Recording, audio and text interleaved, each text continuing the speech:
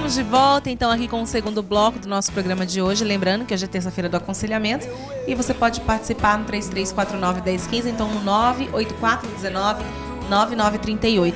A gente está falando hoje sobre 7 virtudes opostas aos 7 pecados capitais, né? Esse tema que nos traz a reflexão, né, padre? A gente quis falar dos pecados capitais, mas ao mesmo tempo trazer as virtudes, sabendo que a gente pode pecar, porque nós somos humanos, né? Mas nós temos virtudes que devem sobressair ao pecado. E lembrar que todos nós temos essas virtudes e ela perpassa pela nossa vida em alguma situação dela. Basta que nós também saibamos identificar, né? E para que isso aconteça, eu preciso estar em sintonia comigo mesmo, de bem comigo mesmo, né? É o tempo de parar, de refletir. É importante para que eu possa ver que eu também, apesar das minhas limitações, eu tenho as minhas virtudes, né? E as virtudes, quando é reconhecida, elas são bem mais exercitadas no dia a dia diante do próximo. É verdade. Padre, vamos falar agora do oposto da inveja.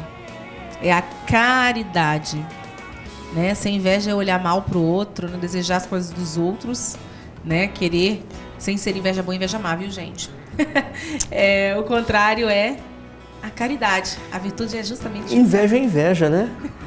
Acho que não tem... Eu pensava assim, é uma inveja boa. Uma inveja boa. Mas eu queria ter o que ela tem. Eu acho que não tem essa distinção, né? Inveja é inveja, é uma limitação. E, ao contrário, é a caridade, né? A pessoa caridosa é você ter um olhar diferente daquilo, né? Ficar feliz. Por que todos nós não temos a oportunidade de ficar feliz com a vitória do outro, né? Se uma pessoa ela se deu bem, se ela passou em um concurso, se ela passa em uma prova, se ela passou até mesmo em prova para tirar a carteira de motorista no Detran, às vezes as pessoas ficam, mas ela passou e eu não passo. Não, mas que bom. Até ela passou. Até ela passou, né? Quem disse, não, que não tem capacidade. Não, eu acho que ser caridoso é olhar por esses olhos, né? Você ficar feliz com a vitória do outro, é você ter a oportunidade de valorizar o outro. Pô, se ele passou, porque ele é uma conquista dele, por que eu não posso fazer a mesma coisa, né? Então aí eu vou procurar um caminho em que eu possa exercitar, né? Me dedicar mais e tantas outras situações a mais. É verdade, aqui está escrito assim para mim: o desafio da caridade é se alegrar com o bem do irmão. E aí vem justamente isso. Eu lembro de uma frase do padre Fábio de Mello, que fala assim: amigo não é aquele que enxuga as suas lágrimas, amigo é aquele que suporta a sua alegria. Exatamente. E aí a gente fala, vem muitas vezes isso, porque assim, a gente, lógico, vai ter aquele amigo que vai estar do seu lado e vai te dar suporte no seu momento de tristeza, mas ele tem que ficar feliz com a sua felicidade. Ele tem que suportar a sua alegria, ele tem que, né, se alegrar com as escolhas que você faz e que dão certo e que são boas para você, né, que promovem de uma forma ou de outra. Então fala isso, né? Desafio da caridade é se alegrar com o bem do irmão. Nós temos um lema entre... A vida religiosa ela nos propicia um olhar bastante atento quanto a essa questão da caridade, mesmo na vida fraterna, né? Cada vitória de um co-irmão, de um confrade, seja ela em momento de estudo, seja ela na vida profissional, né? Pastoral, nós ficamos alegres, porque a vitória dele também é a minha vitória como congregado, sabe? Então a gente fica... É um exercício que a gente faz entre nós mesmos e de repente nós podemos traduzir isso com uma experiência também divina, né? Por que eu não posso ficar feliz com a vitória do meu próximo? Não é verdade? Né? E se ele foi vitorioso, é porque ele teve um caminho. Por que eu não posso seguir esse caminho também, com trajetórias às vezes diferentes, mas eu ter essa capacidade de fazer uma experiência? Até porque, né, padre, que quando acontecer comigo, eu não quero que ninguém tenha inveja. Claro. Eu não quero que ninguém jogue, né, aquela coisa ruim sobre nós. Indiretas, acho que a pessoa não é humilde o suficiente para falar assim: puxa, Antonielli, parabéns, você teve um aumento de salário, que bacana, isso é bom, né? Valoriza a sua parte profissional, né? Agora, sem ficar, às vezes, falando por trás ou inventando fofoca, mas está ganhando mais do que eu e coisas assim, o que não acrescenta na vida da pessoa e não nos deixa ser livres em Deus muitas vezes. Eu fico preso àquilo que não presta e esqueço de exaltar aquilo que verdadeiramente é bom, né, e nos faz crescer. Eu fico pensando assim muitas vezes na questão da inveja. A gente fala muito sobre o ter, né? E realmente a gente para pensar isso. Pessoas, por exemplo, que têm uma condição de vida melhor, aí posta na rede social lá, comprou isso, comprou aquilo, aí mostra tudo que comprou, aí depois posta uma foto falando assim, me livrar da inveja. Né? Já teve gente que eu vi na minha rede social, né? Eu falei assim, gente, a pessoa também é orgulhosa, é soberba, né? Quer se mostrar e pede me livre da inveja, né? E aí ela também não age de caridade com o outro que não pode ter. E também existe uma falsa modéstia nessa questão ostentativa de pessoas, né? Principalmente nas redes sociais a gente vê muito isso, né? Postando isso, postando aquilo, de valor. Mostra que no fundo é um vazio espiritual, né? São pessoas vazias. São pessoas que, se falar de alguma situação, não vai saber interpretar, porque ela está tão presa à coisa que é exterior que esquece do seu interior, né? Eu vi uma reportagem uma vez de um cantor sertanejo, Gustavo Lima, acho que é o nome dele, e ele falando da pior dificuldade da vida dele foi quando ele perdeu uma irmã, ou seja, ele tinha tudo, mas faltava o principal, que era a presença da irmã, que o acompanhava, a presença da irmã, que o ajudava ele a crescer enquanto pessoa humana, né? Então o dinheiro não compra felicidade. Ajuda e dependemos dele, é um mal necessário, mas para ser feliz, basta você ter a capacidade de saber aquilo que é certo, aquilo que é errado e ter uma boa noite tranquila no seu travesseiro. O nada compra a nossa... Né, o descanso, cabeça no travesseiro, né? Tranquilidade. Exatamente. E saber que você pode fazer no seu dia a dia, né, exercitando a sua virtude para ajudar o seu próximo. É verdade. Padre, olha só. Mandar um abraço para Alexandre de Natividade da Serra, São Paulo, está acompanhando a gente pela internet. Ele diz, boa tarde, muito bom programa, excelente assunto. Deus abençoe essa obra. Alexandre, obrigada, viu? Pelo seu carinho, pela sua audiência aqui pra gente, pela internet, padre, que maravilha, bacana, né? Obrigado, Deus abençoe, Alexandre. Vamos falar agora o contrário da ira? Que a ira, aquela raiva que nos consome, né? Dá vontade de pegar no pescocinho. E a gente respira, conta até 10, né, padre? O contrário é a mansidão, né? Que, na verdade, é uma força muito grande. Se a gente parar pra pensar, pra gente trabalhar a mansidão em nós, diante de um momento de raiva, de ira, muitas vezes que a ira, né? Que a gente sabe que aquilo ali é pior para nós, né? Sim, a ira, quando ela é despejada, ela abre um leque na nossa vida, né?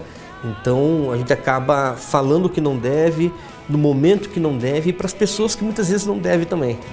Não são que elas, não tem né? nada a ver com a situação que eu estou passando e de repente aquele meu momento. Então por isso que a mansidão ela vem nos ajudar a refletir, né, a olhar, a perceber se aquilo que eu estou vivenciando, essa raiva, ela tem a ver com algo realmente que vale a pena você passar por aquilo, ou se você é uma experiência a mais. Então com muita tranquilidade, com muito amor, com muito carinho, você vai transformando essa ira, né, num gesto de calmaria, onde você, pensando melhor, você vai poder refletir melhor para dar uma resposta melhor à dificuldade da sua vida.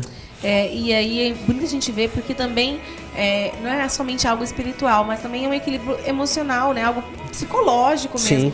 A gente saber trabalhar, o que é muito difícil, né? Porque no momento de raiva a gente quer que tudo se exploda. Não, e às vezes eu quero que tudo seja conforme eu quero que seja, né? Por isso que eu passo raiva, né? E não é assim, né? Tudo tem seu momento certo, tem a sua hora certa, né? Então eu preciso exercitar essa paciência no meu coração. É aquela calma que a gente tem que manter.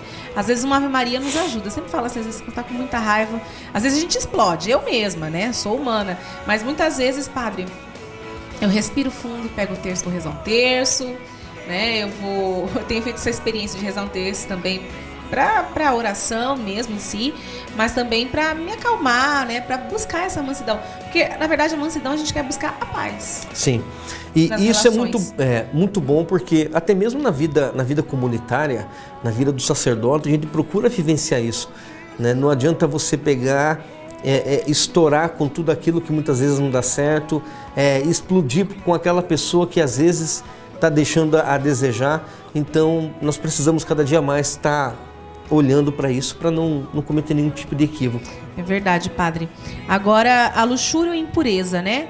A virtude oposta é a castidade, que é o sexto mandamento da lei de Deus, né? Isso. Eu acho tão bonito quando o jovem se propõe a vivenciar isso. Eu acho que isso é tão muitas pessoas acham fora de moda. Isso que eu ia falar, retrógrado, né? Mas não, eu acho tão bonito a menina se guardar por um amor verdadeiro mesmo. Hoje em dia, as relações humanas elas estão um pouco... pode parecer descartável, né? Mas ainda tem pessoas que, na fase de enamorar, fazem essa proposta, né, de vivenciar a castidade, de você ter um namoro santo, de você deixar com que o prazer não tome conta da sua vida, mas você tenha prazer em vivenciar a sua vida, né, de um modo diferente ao lado da pessoa que você gosta. Isso é muito sábio. E me vem muito também a vivência da castidade dentro do casamento. Sim. Porque as pessoas falam assim, vou viver a castidade dentro do meu casamento. Como assim? Né? Como assim dentro do meu casamento? E na verdade a gente pode ver com isso, porque a luxúria também pode estar dentro do casamento. Sim. Né? E isso é muito perigoso, né? Muito perigoso. Verdade. Padre, a gula. Olha só, a diferença, né? A virtude oposta é a temperança. Temperança, né? O cuidado, né? O olhar. Tipo, o Dirce, né? A Dirce. Discernimento. Dirce, né? E esse é o cuidado, né, que nós devemos ter com o nosso próprio corpo, né? É você ter essa capacidade de avaliar aquilo que é bom, para que você não deixe com que a ansiedade e tantas outras situações façam com que você caia nesse pecado da gula. Viu, gente? Então, a temperança é você ter um equilíbrio mesmo, né? Porque é conservar. Sabe o que a gente tem que pensar? Muitas vezes, todas as vezes que a gente comete uma gula, a gente passa muito mal. Porque o nosso corpo reage aos excessos. Exatamente. Né? E daí bate um arrependimento. Por que eu fiz aquilo? Por que eu fiz isso? Mas depois é tarde. Tem que confessar, viu, gente? A gula também, porque acha que passou mal, né? Por isso que a temperança ela é realmente o equilíbrio necessário para que eu possa combater, né, esse pecado da gula.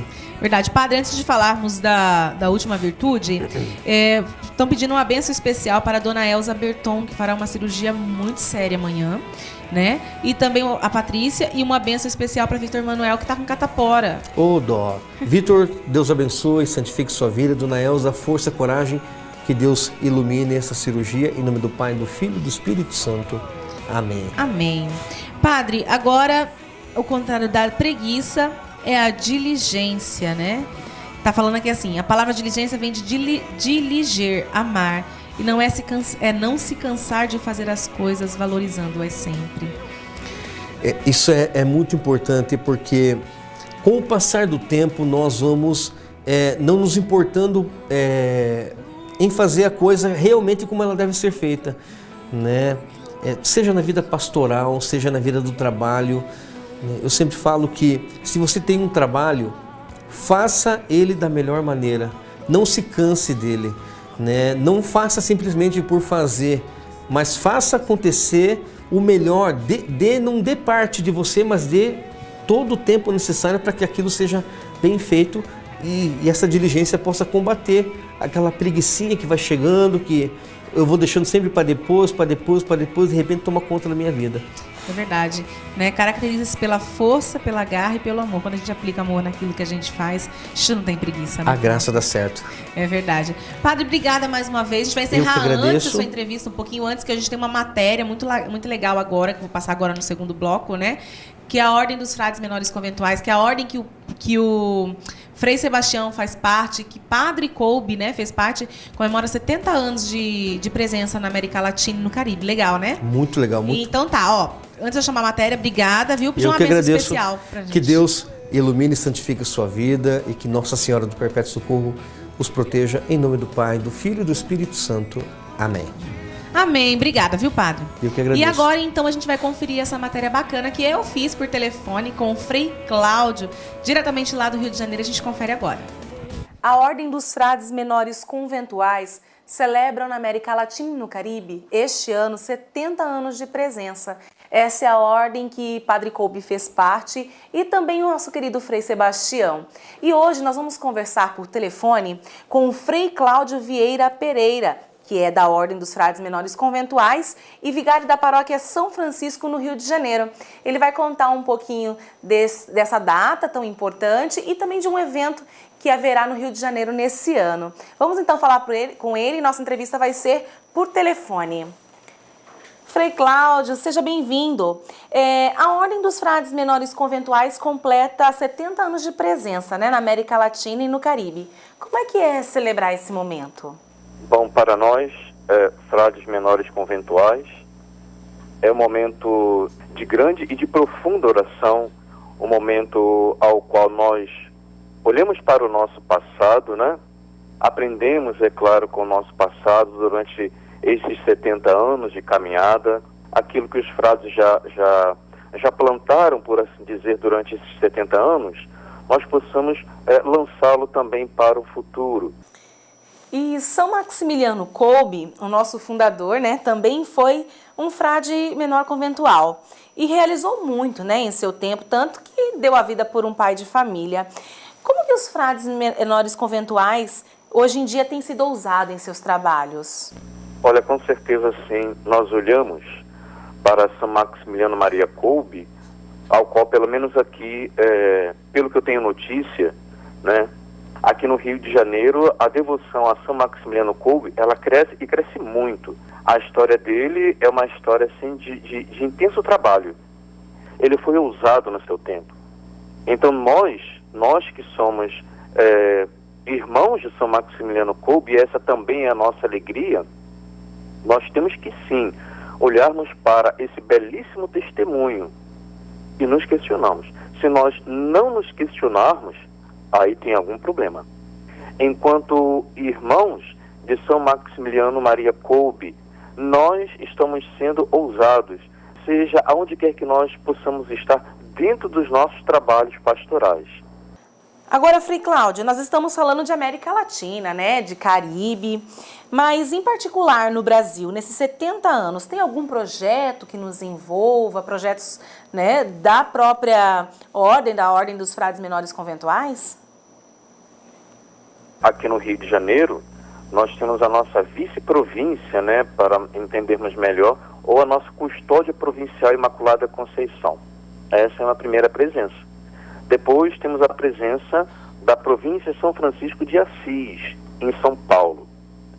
Seguindo vem uma terceira presença a nível de instituição, a presença São Maximiliano Maria Kolbe, com sede em Brasília. E uma quarta presença é a vice-província também, ou custódia provincial, São Boaventura. Então, assim, dentro dessas quatro presenças, né, nós, frades, estamos, assim, espalhados e empenhados, na verdade, em todos os trabalhos. Por exemplo, os trabalhos paroquiais, os trabalhos acadêmicos, por exemplo. Então, nós queremos e devemos estar em todos os meios, em todos os lugares, contribuindo com a igreja, né, no nosso estilo de vida, no nosso modelo de vida, para que o evangelho ele possa cada vez mais, e é claro também, como fez Maximiliano Kolbe, né, através dos meios de comunicação, para que o evangelho possa ser alcançado cada vez mais por todas as pessoas. Pois então, Frei Cláudio, haverá um congresso, né, do dia 13 ao dia 17 de julho, que acontece aí no Rio de Janeiro, para celebrar esse momento tão importante. Conta pra gente, então, um pouco desse congresso. Bom, o nosso congresso, ele vai ser aberto, então, no dia 13, né, na quarta-feira, onde todos os frades estarão presentes. Quem são esses frades? É claro, o nosso ministro-geral, Frei Marco Tástico, vai estar presente, o nosso ministro provincial, que é o Frei James, que vem dos Estados Unidos, né? Somos filhos de uma província americana. Os provinciais da América Latina como um todo vão estar presentes, né, nesse congresso. Esse congresso está dividido entre exposições, palestras, vai girar em torno da história. da nossa história enquanto caminhada franciscana conventual na América Latina. Teremos a alegria de receber, por exemplo, a presença das nossas irmãs Clarissas aqui do Rio de Janeiro, a presença dos nossos irmãos e irmãs da Ordem Franciscana Secular, a presença dos nossos jovens, né, da Jufra. Então, essas pessoas que comungam da mesma espiritualidade que nós estarão presentes. Vou pedir para o senhor, então, agora uma bênção especial, né, com o carisma de São Francisco de Assis, por favor, e também com a intercessão de São Maximiliano Kolbe. O Senhor vos abençoe e vos guarde. Ele mostre a sua face e se compadeça de vós. Volva para vós o seu olhar e vos dê a sua paz. E que por intercessão da Imaculada Conceição, de nosso seráfico Pai São Francisco de Assis e de São Maximiliano Maria Kolbe, desça sobre vós e permaneça para sempre a bênção de Deus Todo-Poderoso, que é Pai, Filho e Espírito Santo. Amém.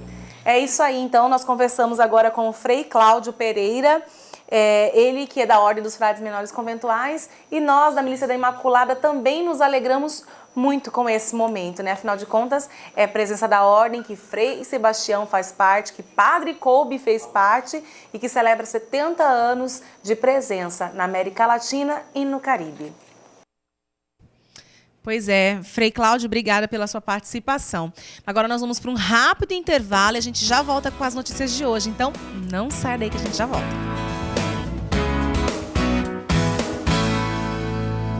Meu